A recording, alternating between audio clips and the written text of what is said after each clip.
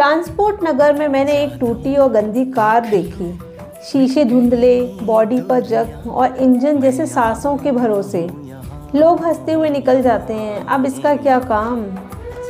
पर मुझे लगा ये कार भी शायद कभी किसी का सपना थी। कभी इसने भी सफ़र करवाया होगा, खुशियों को घर तक छोड़ा होगा और आज बस यादों का बोझ उठाए खड़ी है।